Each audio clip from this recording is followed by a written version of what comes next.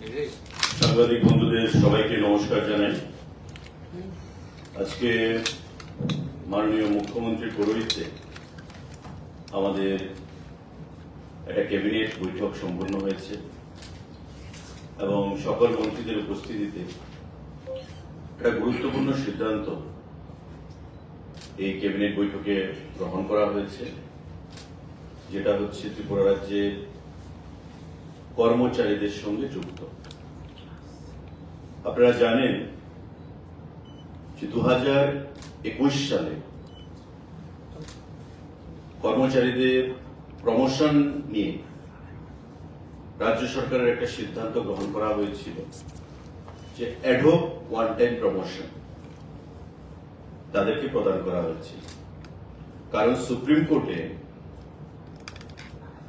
রাজ্য সরকারের তরফ থেকে দায়ের করা আগের সরকারের সময় একটা মামলা চলছে এখন পর্যন্ত, যাকে আমরা এসএলপি বলি, স্পেশাল লিভ পিটিশন, প্রমোশন সংক্রান্ত বিষয় নিয়ে।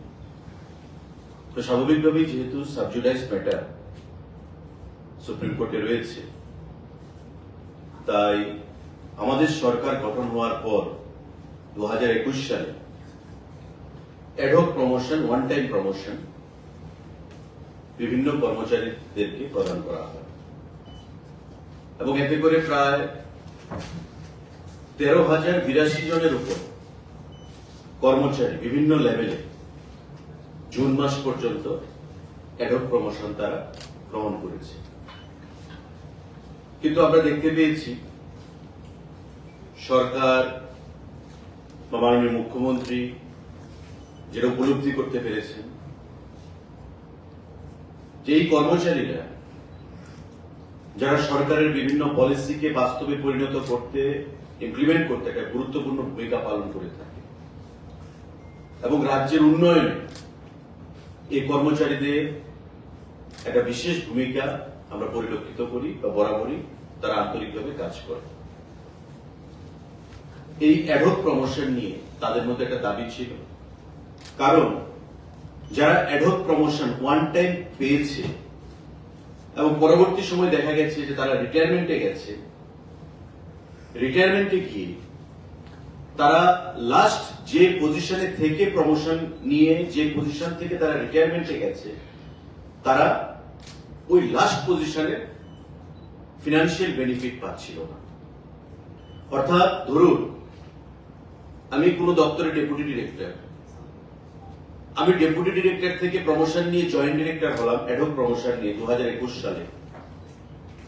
জয়েন্ট ডিরেক্টর হওয়ার পর আমি 2022 বা 23 সালে আমি রিটায়ারমেন্টে চলে গেলাম। আমি রিটায়ারমেন্টে যাওয়ার পর আমি কিন্তু জয়েন্ট ডিরেক্টরের ফিনান্সিয়াল বেনিফিট পাবো না। আমি ওই ডেপুটি ডিরেক্টরে যে ছিলাম, যে সাবস্টেন্টিভ পোস্ট যাকে বলা হয়, ওই পোস্টে যে ফিনান্সিয়াল বেনিফিট আমি রিটায়ারমেন্টের পর সেটাই আমি পাবো।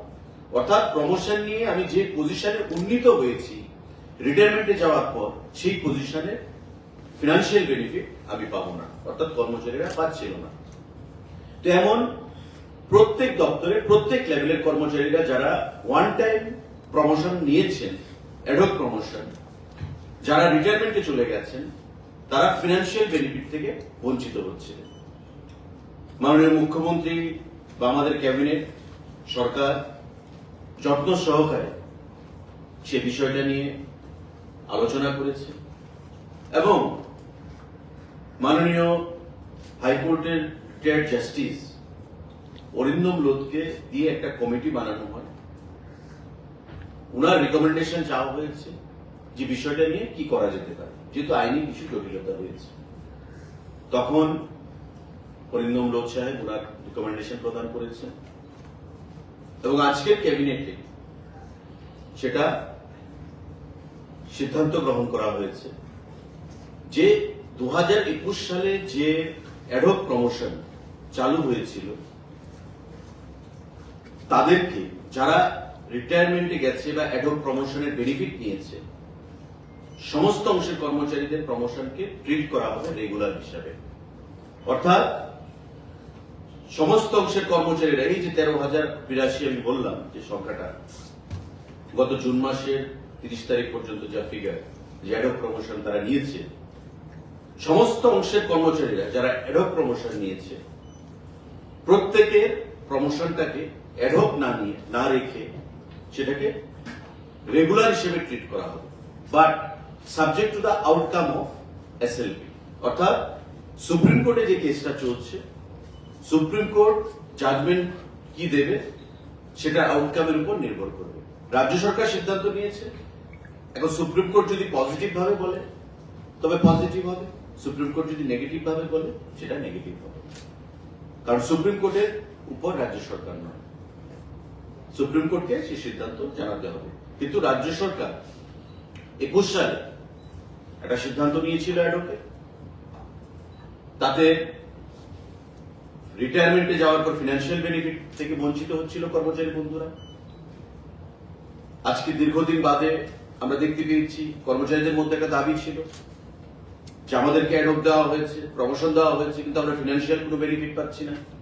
আমরা রিটায়ারমেন্টে যখন যাচ্ছি তখন আমরা যে পজিশন থেকে আমরা উন্নীত হয়েছি, ডেপুটি ডিরেক্টর থেকে জয়েন্ট ডিরেক্টর হলাম, কিন্তু জয়েন্ট ডিরেক্টরের কোনো বেনিফিট পাচ্ছি না, আমি ডেপুটি ডিরেক্টরের বেনিফিট পাচ্ছি।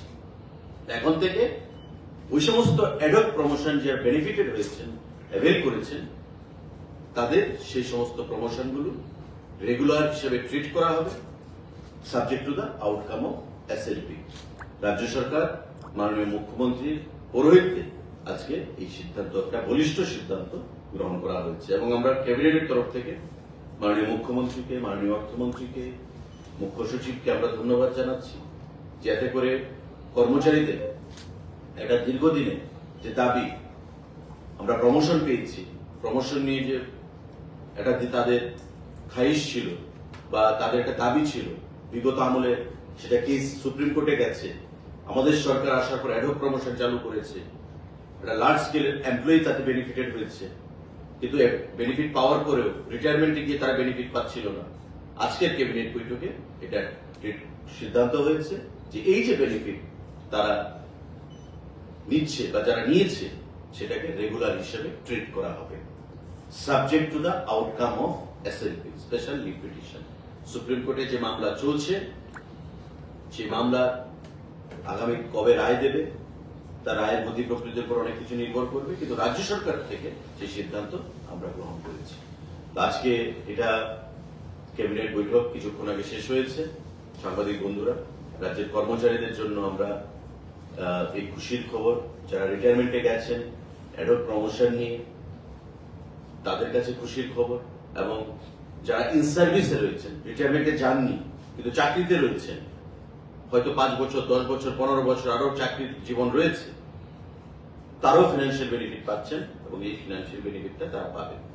যারা অ্যাডহক প্রমোশন নিয়েছেন, যারা রিটায়ারমেন্টে গেছেন তারা ফিনান্সিয়াল বেনিফিট পাবেন, যারা রিটায়ারমেন্টে যাননি, চাকরিতে রয়েছেন, তারাও ফিনান্সিয়াল বেনিফিট পাবেন, subject to the outcome of SLP. কারো যদি এই বিষয়ে কারো প্রশ্ন থাকে সেটা কবে থেকে কার্যকর হবে এবং কতজন বেনিফিট হবে? রেট্রোস্পেক্টিভ এফেক্ট, মানে 2021 সালে যখন থেকে অ্যাডহক প্রমোশন পলিসি চালু হয়েছে, যারা ধরুন কোন একজন কর্মচারী 2021 সালের যে আমি বেনিফিট নিয়েছি মার্চ মাসে বা এপ্রিল মাসে বা যে মাসে আমি বেনিফিট নিয়েছি, সেই মাস থেকে সব টাইম থেকে সেটা রেট্রোস্পেক্টিভ এফেক্ট দেওয়া হবে, এবং ডিপার্টমেন্টে বলা হবে যে যারা রিটায়ারমেন্টে গেছে তাদের সমস্ত ডিটেলস নিয়ে তারা আগামী দিনে মানে ফরওয়ার্ড করতে প্রসিড করবে, তারা যাতে সমস্ত কর্মচারীরা যারা অ্যাভেল করেছে এই অ্যাডহক প্রমোশন তাদেরকে সেই ফিনান্সিয়াল বেনিফিট দেওয়া যায়। কতজন উপকৃত হবে? এখন পর্যন্ত আমি যেটা বললাম 13,082 জনের মতো অ্যাডহক প্রমোশন নিয়েছে কর্মচারীরা